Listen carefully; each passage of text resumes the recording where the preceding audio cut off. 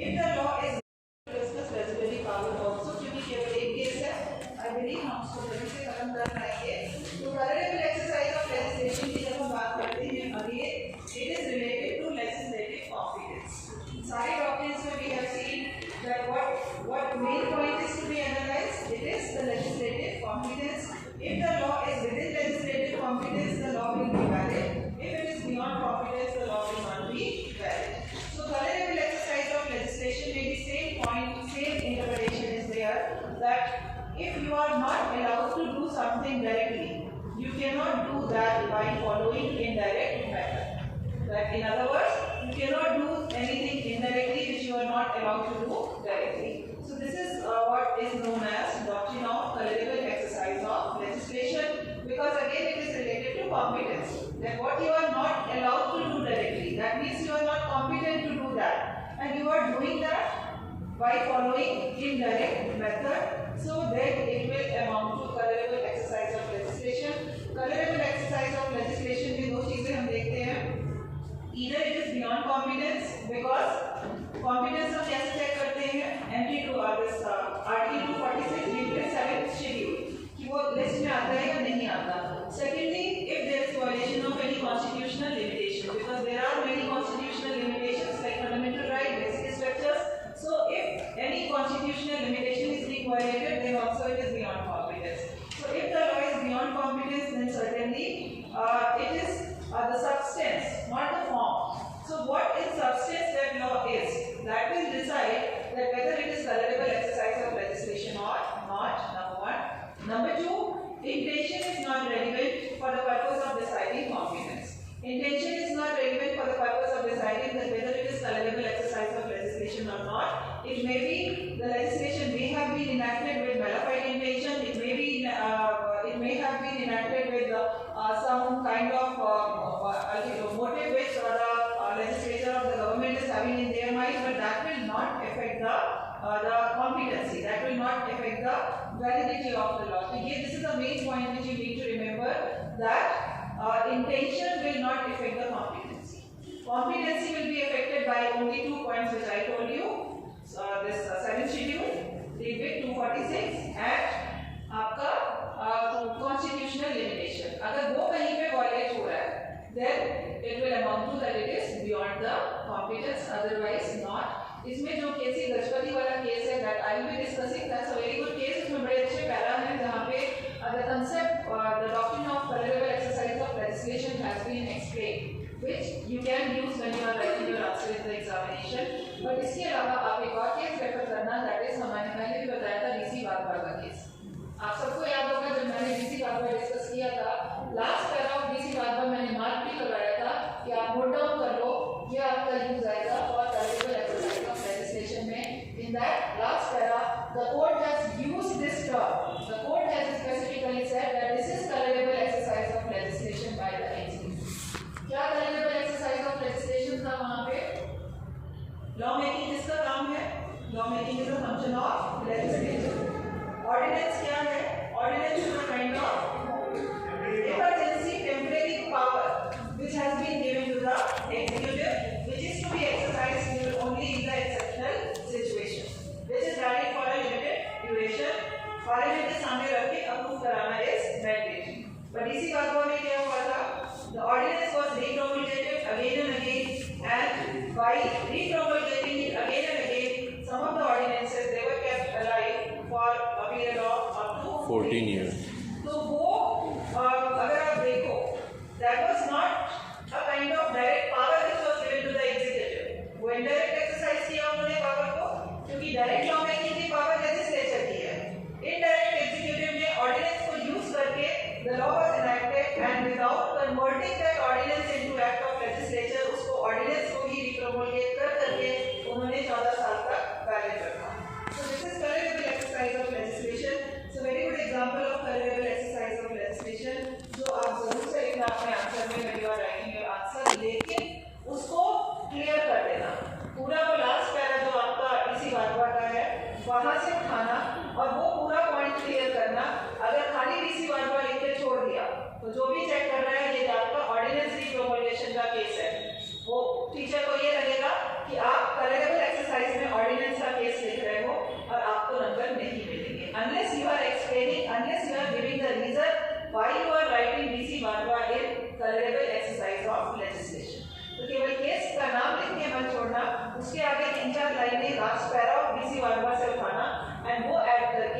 then you write जहाँ पे court ने बोला है कि it amounts to fraud upon the provisions of the constitution, उसी के आसपास आपको मिल जाएगा कलरेबल एक्सरसाइज ऑफ लेजिस्लेशन।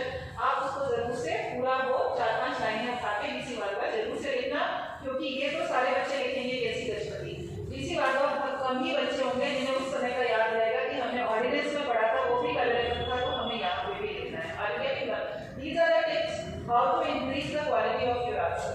जो सब बच्चे लिख रहे हैं उससे कुछ आप एडिशनल अगर लिख रहे हो then definitely you will get better marks in comparison to other students। तो ये आपका एक तो डीसी वार्डवा का केस हो गया। दूसरा केस अब हम डिस्कस करते हैं केसी गजपति वाला, जिसमें कि आपका कलरेबल एक्सरसाइज की colourable exercise of legislation doctrine has been explained by the court. It's a very good case for the purpose of understanding the concept. तो हम ये डॉक्ट्रिन इस केस की हेल्प से अच्छे से समझेंगे।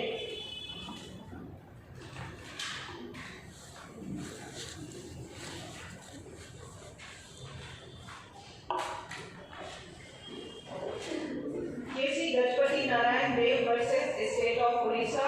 This is a case which I am going to discuss, and in this case the validity of Orissa State Abolition Act of 1952 was challenged। Orissa state abolition act of 1952 की जो validity challenge की गई थी वो क्यों की गई थी, उससे पहले हम ये जानते हैं कि ये एक्ट समझते हैं कि why this act was enacted. The main purpose of this act was to abolish all zamindari and other proprietary states. ये आपको पैरा नंबर 3 में सारे डिटेल्स मिल जाएंगे। And the main purpose was to abolish all zamindari and proprietary state. क्या करने के लिए, क्या करके, after eliminating the intermediaries, after eliminating the middlemen, so that the government is in direct contact with the kisan. The government is it was open for the government to issue this before issuing notification to invite proposal from the direct kisan, और उसके बाद if the kisan is willing to give his land to the government to pay compensation to that kisan directly after removing the middleman। तो ये इस act का main purpose था, जिस purpose से ये एक्ट वाज इनैक्टेड। लेकिन इसकी वैलिडिटी किस ग्राउंड पे चैलेंज की गई, इसकी वैलिडिटी इस ग्राउंड पे चैलेंज की गई कि first of all rate of tax जो है इनकम एग्रीकल्चरल लैंड पे that tax has been increase, तो एक पॉइंट वही है। सेकंड मेन पॉइंट ये था कि रियल ऑब्जेक्ट जो है, real object of this act is to reduce the amount of compensation which the government is paying to the kisan. इसीलिए उन्होंने मिडिलमैन को हटा दिया है कि हम डायरेक्ट नेगोशिएट करेंगे और हम मार्केट प्राइस से कम दाम में उनकी प्रॉपर्टी खरीद देंगे। This was the allegation, this was the contention कि this is nullified exercise of power। The intention behind this legislature is to reduce the compensation amount which the government is paying। समझ में आ गया? Similar kind of legislations they were enacted by other states also। Bihar, Uttar Pradesh, Madhya Pradesh सबने similar kind of laws बनाए थे जिनकी validity upheld हुई थी, except Bihar legislation में two small provisions they were struck down, जो हम अभी बात में देखेंगे कि वो क्यों struck down हुए थे और बिहार का केस हमारे केस पे एप्लीकेबल है कि नहीं है। उसके पहले let us refer to para number 9, और पैरा नंबर 9 से पहले आपको बिहार वाले केस की साइटेशन मिल जाएगी पैरा नंबर 8 के लास्ट में। It is state of Bihar versus Maharaja Kameshwar Singh. Citation आपको यहाँ पे मिलेगी और इसके पॉइंट्स आपको आगे पैरा में आई विल टेल यू कि किन ग्राउंड्स पे स्ट्रक डाउन हुए थे। साइटेशन आप यहाँ पे मार्क कर लीजिए, state of Bihar versus Maharaja Kameshwar Singh. Para number 9 में अब आप आओ। पैरा नंबर 9 में the court is referring about the intention। As I told you, the intention is not relevant for the purpose of checking the competence। Bona fide का, mala fide का इससे कोई फर्क नहीं पड़ता। This is what the court is referring here in para number 9। The court is saying and reading that it may be made clear at the outset that doctrine of colorable legislation does not involve any question of bona fide or melifides on the part of the legislature। The whole doctrine resolves itself into the question of competency of a particular legislature to enact a particular law। If the legislature is competent to pass a particular law, the motive which impel it to act are really irrelevant। On the other hand, if the legislature lacks competency, the question of motive does not arise। So motive is irrelevant in both cases। If the legislature is incompetent,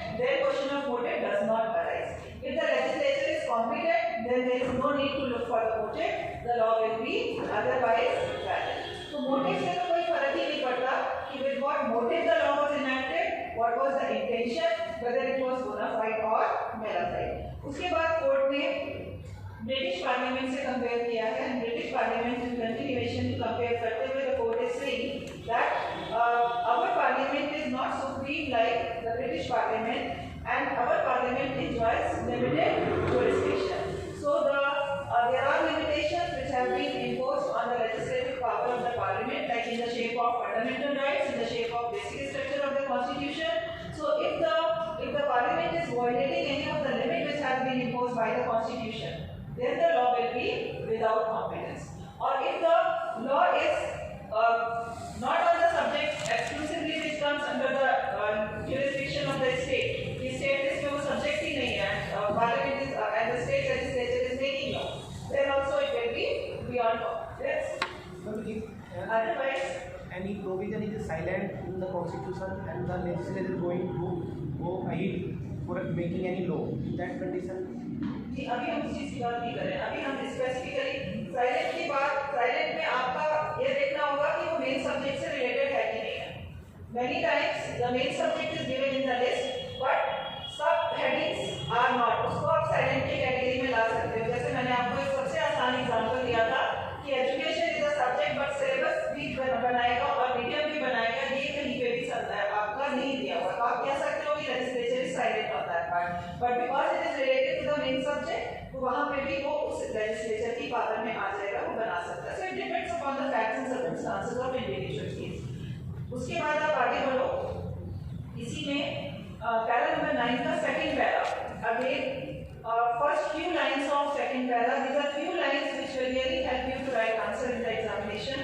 The court is saying that, in other words, it is the substance of the act that is material and not merely the form or outward appearance. And if the subject matter in substance is something which is beyond the power of a legislature to legislate upon, the form in which the law is flowed would not save it from condemnation.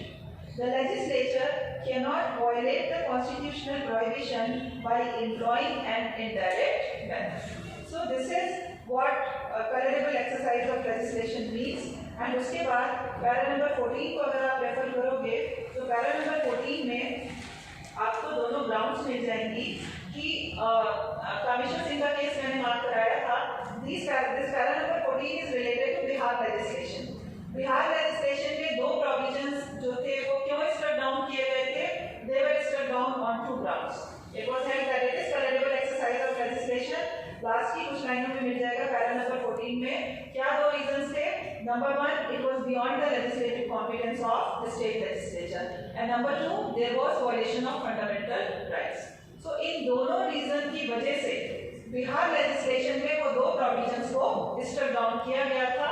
लेकिन अगर हम इस case में देखें तो बिहार का case will not be applicable because in this case the particular disputed legislation, the disputed law is within competence, number 1, and number 2, there is no violation of any fundamental right. तो जो बिहार का case है उस पर rely करके यहाँ पे कोई बेनिफिट मिलने वाला नहीं है because that is not applicable here. और उसके बाद आप पैरा नंबर 17 में अगर देखोगे, पैरा नंबर 17 में the court is referring to the respective entry. किस एंट्री के अंडर में स्टेट लेजिस्लेचर को पावर है ये लॉ बनाने की, बिकॉज उसके बेसिस पे ही कॉम्पिटेंस डिसाइड होगा. तो यहाँ पे अगर आप सेकंड लाइन ऑनवर्ड्स देखोगे पैरा नंबर 17 में, the court is saying that the Orissa agricultural income tax amendment act 1950 is certainly a legislation on taxing of agricultural income as described in entry 46 of list 2. Entry 46 list 2 आ गया, मतलब it is within the competence of state legislature. The state legislature had undoubted competency to legislate on agricultural income tax, and substance of the amended legislation of 1950 is that it purports to increase the existing rate of agricultural income tax, the highest rate being fixed at 12 anna 6 paise in rupees. This may be unjust. The last line बहुत important है. What the court is saying here? This may be unjust. जो compensation जो amount दे रहा है is not equal to market price. So this may be unjust. It may be unequitable also, but that does not affect the competency of the legislature. It's a very important line. कि competency इस चीज से effect नहीं होगी कि वो unjust है या अनरीजनेबल है। अगर विद इन कॉम्पिटेंस है, the law is valid, then it will not amount to colourable exercise of legislation. क्योंकि कलरेबल एक्सरसाइज ऑफ लेजिस्लेशन में क्या जरूरी है कि आप बियॉन्ड कॉम्पिटेंस जा रहे हैं। The legislature is doing something which directly it is not permitted to do, जो कि यहाँ पे नहीं है। तो ये हो गया। अच्छा, एक चीज और जो हम यहाँ पे बात कर रहे हैं, we are talking about colourable exercise of legislation. तो सर्टेनली अगर विद इन कॉम्पिटेंस है, अनरीजनेबल भी है, आर्बिट्रेरी भी है, तो भी कलरेबल एक्सरसाइज ऑफ लेजिस्लेशन नहीं माना जाएगा। लेकिन इट डजंट मीन कि उस लॉ की वैलिडिटी नहीं चैलेंज की जा सकती। As colourable exercise of legislation आप नहीं कर सकते हो, बट अदरवाइज आप कर सकते हो। आर्टिकल 14 में कर सकते हो, which very simply says that any law which is arbitrary, any law which is not reasonable can be challenged under Article 14। Article 14 का जो broad scope है, Article 14 अगर आप वैसे पढ़ो तो एक लाइन का फंडामेंटल राइट है, equality before law and equal protection of law. But the broad interpretation which has been given by judiciary to Article 14 has made Article 14 as a touchstone for the purpose of checking validity of every law. So anything which is arbitrary, any law which is unreasonable, it is said by Article 14 of the Constitution. तो अगर inequitable है, unjust है, arbitrary है, आप अलग से challenge कर सकते हो, बट आप ये नहीं कह सकते कि ये कलरेबल एक्सरसाइज ऑफ लेजिस्लेशन है। Getting the point which I am trying to convey. उसके बाद पैरा नंबर 18 में देखो, para number 18 again it's a very good para for the purpose of writing answer. The court is saying, पहले contention है, फिर court का answer है। Contention क्या है आंसर का? That though apparently it purported to be a taxation statute coming under entry 46 of list 2, really and in substance it was not so. It was introduced under the guise of taxation statute with a view to accomplish an ulterior purpose, namely to inflate the reductions for the purpose of valuing an estate so that compensation payable in respect of it might be as small as possible. ये उनका contention है। How the court is answering this contention? The court is saying that assuming that, court assume कर लिया कि ठीक है आप जो कह रहे हो वो ठीक कह रहे हो, फिर भी क्या ये कलरेबल एक्सरसाइज ऑफ लेजिस्लेशन माना जाएगा या नहीं माना जाएगा? Court is on that point. The court is saying that assuming that it is so, still it cannot be regarded as tolerable legislation in accordance with the principles indicated above, unless the ulterior purpose with which it is intended to serve is something which lies beyond the power of the legislature to legislate upon. The whole doctrine of tolerable legislation is based upon the maxim that you cannot do indirectly what you cannot do directly. If a legislature is competent to do a thing directly, then the mere fact that it is attempting to do it in indirect or disguised manner cannot make the act invalid. Are you getting the point? So if the legislature is competent to do something, so merely because it is doing it by following some indirect method, उससे आप नहीं उसको tolerable exercise of legislation बना दोगे। Tolerable exercise of legislation is that you cannot do indirectly what you are not allowed to do directly. If you are allowed to do it directly, then आप उसको कैसे कर रहे हो उससे कोई फर्क नहीं पड़ेगा। Are you getting the point? So this is the main point which you need to remember regarding tolerable exercise of legislation. Competency has to be analyzed. If the law is within competence, motive is irrelevant, intention is irrelevant. If it is within competence, then the law will be valid, no matter the law is being enacted with some ulterior motive, no matter the legislature is doing, the law is being enacted by following some indirect method. अगर directly within competence है, तो law will remain valid. और इस case में after analyzing everything, the court reached to the conclusion that this legislation is very much within the competence of the state legislature and the law is very much valid. ठीक है, वो fair compensation नहीं दे रहे, market price के हिसाब से नहीं दे रहे, that doesn't make the law, this doctrine of this tolerable exercise of legislation नहीं बन जाएगा, law is very much valid. ठीक है, this is the only point which is involved here. So concept of doctrine of tolerable exercise समझ में आ गया आप सबको अच्छे से? Very good case, इसमें आप वैल्यू पैरा जो मैंने पढ़े हैं वही सारे हैं, बट मार्क कर दीजिए आप एक बारी। इसी बात पर तो आप लिखोगे ही, वहाँ से आप क्लास पैरा उठा लेना और यहाँ पे आप मार्क करो पैरा नंबर 9, पैरा नंबर 9 पूरा पैरा, पैरा नंबर 14 में आप कामेश्वर सिंह वाले केस के दोनों पॉइंट ले लेना और फिर आप लिख देना कि वो यहाँ पे एप्लीकेबल नहीं होगा इसमें। पैरा नंबर 14 कामेश्वर सिंह वाला case, and then para number 17, para number 18, para number 17 and para number 18, और आप कंक्लूडिंग पैरा मार्क कर लो पैरा नंबर 28।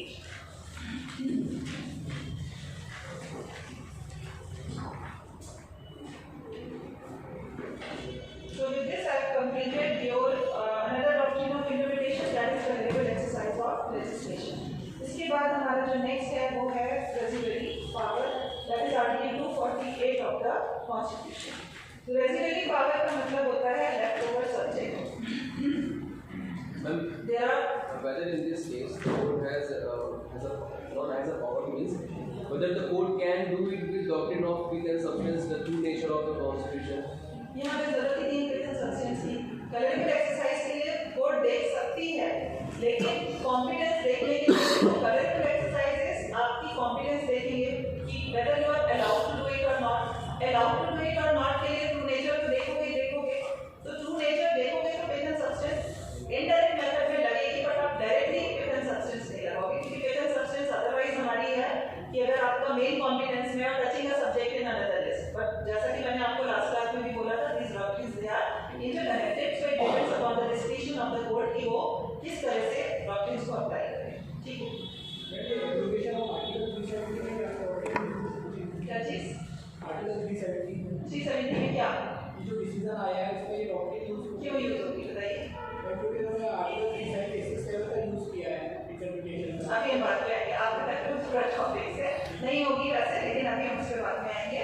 तो अभी अब हमारा नेक्स्ट इसके बाद क्या आता है? Residuary power. रेजिडुअरी पावर में we all know that there are three lists. Three lists में union list, state list and concurrent list. But we all know that in spite of having very detailed list, still there are subjects which are not covered under any of the list. So subjects which are not covered under any of the list, they come under exclusive jurisdiction of the parliament. यहाँ पे हम थोड़ा सा differ करते हैं। अगर आप government of India act में पहले की पोजीशन देखो तो उसमें discretion was given to the governor general either to give this residuary power to the provincial government और to the federal government, but ये डिस्क्रिशन हमारे कॉन्स्टिट्यूशन ने खत्म किया। Like there are other countries, like अगर आप कनाडा में देखो तो सेंटर को दिया हुआ है रेजिडुअरी पावर, अगर आप यूएस में देखो तो स्टेट्स को दिया हुआ है residuary power. So different constitutions have different kind of systems, but when the framers of our constitution, when they were framing the constitution, they did not want to leave anything for future conflict. So in spite of giving, instead of giving discretionary power to anyone, clear-cut provision is there in the constitution which very clearly says that if a subject is not there in any of three lists, including tax subjects, because framer of the constitution, they were well aware that there are few tax subjects also which are not covered under any of the lists.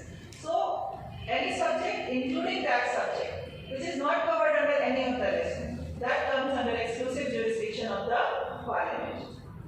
Article 248 को जब आप पढ़ोगे, इसको आप पढ़ोगे, this Article 248 has to be read with entry 97 of list 1.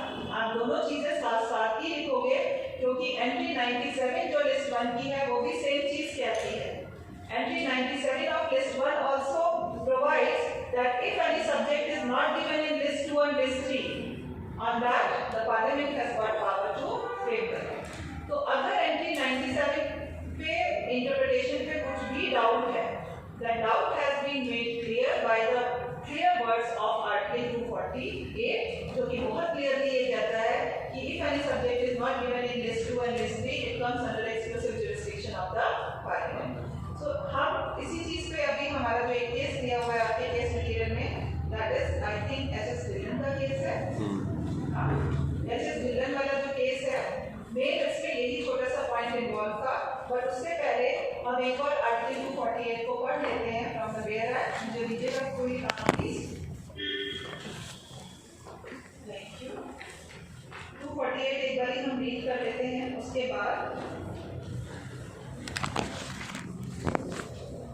And 248, if you remember, हमने जब topic 1 में हम nature of the parliament, nature of Indian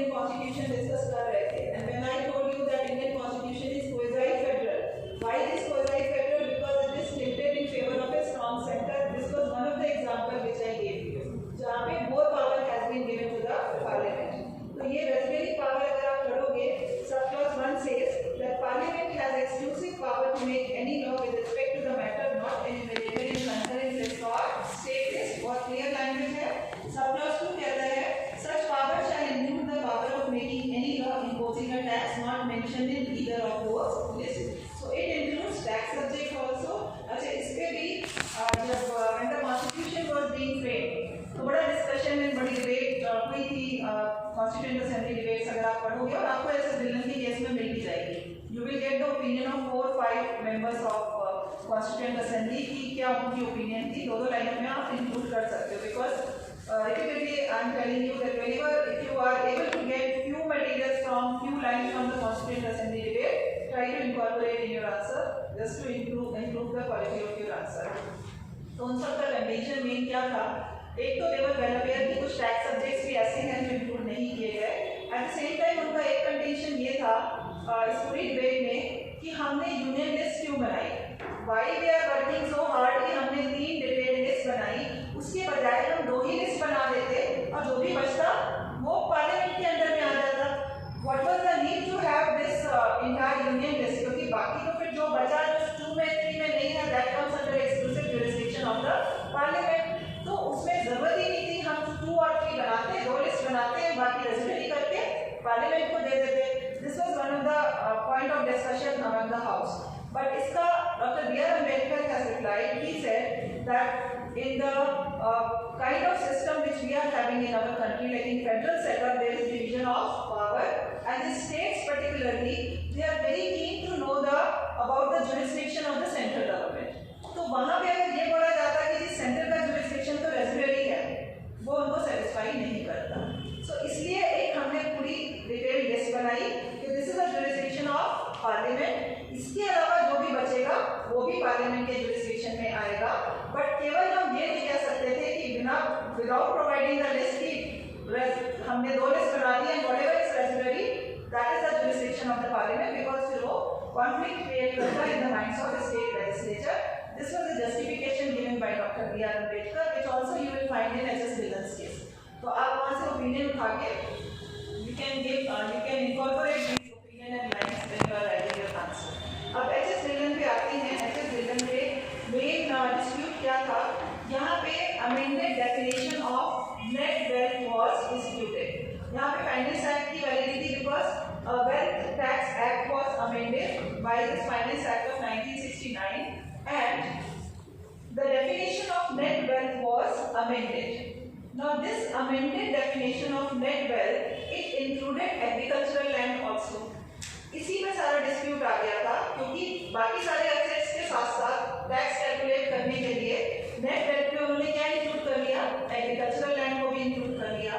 अब कंटेंशन ये था जिसके बेसिस पे वैलिडिटी चैलेंज हुई इस अमेंडमेंट एक्ट की कि agricultural land has been excluded from entry 86 list 1.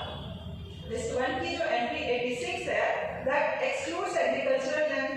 So if that has been excluded from this union list, it comes under the jurisdiction of entry 49 of list 2. तो वो state के jurisdiction में आएगा. ये parliament का law था. तो challenge ये किया था कि पार्लियामेंट नहीं बना सकती, एग्रीकल्चरल लैंड को नेट वेल्थ में नहीं इंक्लूड कर सकते क्योंकि उनके jurisdiction में ही नहीं है. क्यों उनके jurisdiction में नहीं है? क्योंकि वो excluded है. अब एक बार आप लिस्ट देखोगे तो आपको समझ में आएगा. जरा 7th शेड्यूल खोलो आप लोग और उसमें एक बार लिस्ट देखो, then you will be able to understand that what point I am trying to say. 7th schedule में आप देखोगे अगर एंट्री 86 में अगर आप पढ़ोगे, एंट्री 86 में क्या लिखा हुआ है, it says taxes on capital value of assets exclusive of agricultural land.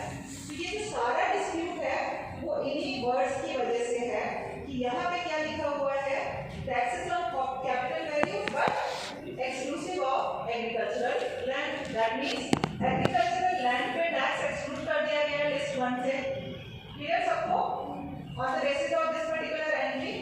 अब स्टेट का क्या कंटेंशन है कि ये जो एग्रीकल्चरल लैंड पे टैक्स है वो हमारे जुरिसडिक्शन में आता है एंट्री 49 ऑफ लिस्ट 2. तो एंट्री 49 लिस्ट 2 की भी देख लेते हैं.